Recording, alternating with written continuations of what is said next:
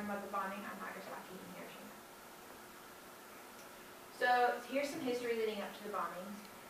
It was the turning point of America joining the war was when Japan decided to bomb Pearl Harbor.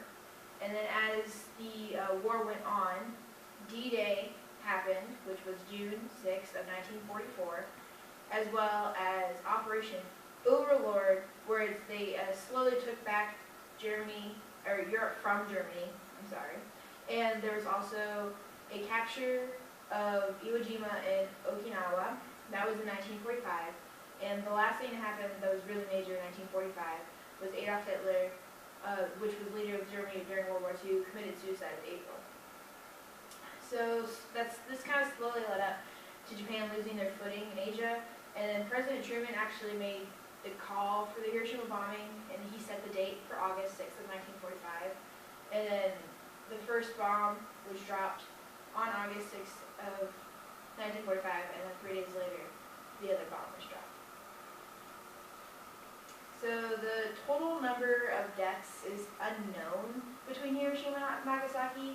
It's kind of estimated because, one, they couldn't really find all of the bodies based on the impact and the radiation, and as well as like leading up to it, like there's a span of 2 to 4 months where they added more deaths just because of the radiation and all the after effects of the bombings. So about 90,000 to 146,000 died in Hiroshima, and 39,000 to 80,000 died in Nagasaki. And over half of those numbers were on the initial day themselves, which was the day that the bombs were dropped. The majority of them were civilian casualties. The population of Hiroshima at the time was 300,000, and only about 43,000 of them were soldiers.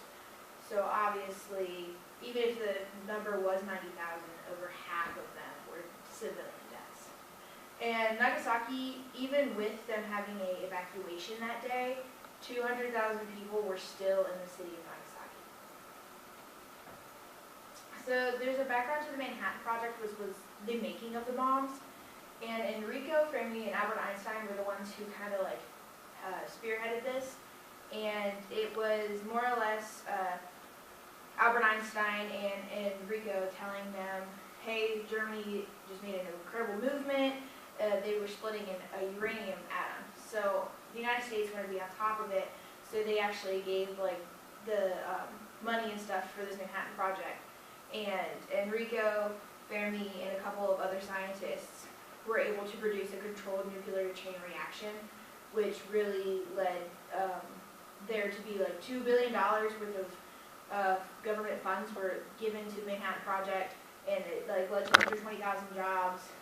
And overall, it really kind of like just pushed for the bombings. And then their first actual test was July 16th, 1945 at the Trinity site in New Mexico. And what they did was they took the bomb at 100 feet and they dropped it to the ground. And it produced a 40,000-foot cloud, and the bright light could be seen for over 200 miles, and actually like blown out windows up to 100 miles in houses. And so obviously it was a total success. So then America realized that they could really use this to their advantage, and they used this towards like the end of World War II. So the first bomb is the Little Boy. That was the one that was dropped over Hiroshima, August 6, 1945. It was a 4,400 kilogram uranium bomb. It was flown in by the Enola Gay, which was a B-29 bomber. And it was dropped and it detonated 1,900 feet above the ground. And it was so powerful that it shook the Enola Gay, even though it was already 11 and a half miles away. They actually thought that they were going through like some turbulence, or they thought they were having like return fire, but in reality it was just this massive shock from the bomb. The next one was Fat Man, which was dropped over Nagasaki August 9th of 1945. It actually was meant for Kokura and its arsenal, but the cloud coverage made them change to Nagasaki last minute because it was either drop the bomb or don't come back home. So the bomb itself was 4,535 kilograms. It was a plutonium implosion bomb, which was different than Little Boy. It was flown in by a box car, and it actually detonated 1,650 feet above the ground.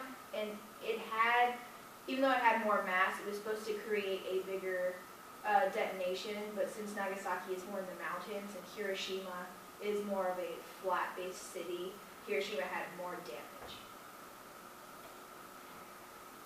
So, some radiation and other side effects, obviously, like I said, the initial day, over half of the deaths were told up, but there are plenty of long-term effects as well. Leukemia was found heavily throughout survivors and actually increased up to 6 years after the bombings. And then 10 years after, there was a higher risk for breast, lung, thyroid, and other types of cancer in Japan. Pregnant women during the bombings had higher rates of miscarriages and deaths. And actually, the babies that did survive, they had impaired growth, intellectual disabilities, and high risk of cancer. And one of the things is why we shouldn't have dropped them, which is killing civilians is just morally wrong, and a bunch of historians believe that it wasn't right for us to do that. And they had an option that was like Operation Overlord, which was slowly take back the land over time. And some historians believe that the bombs were actually used as an intimidation tactic against the Soviet Union. So Japan would have surrendered eventually, but the Soviet Union, they wanted to intimidate them into backing out.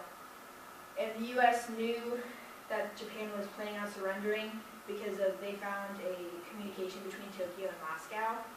But they didn't want Japan's way of surrendering, which was they would surrender Moscow, or Russia, and they would get to keep some of the land that they got.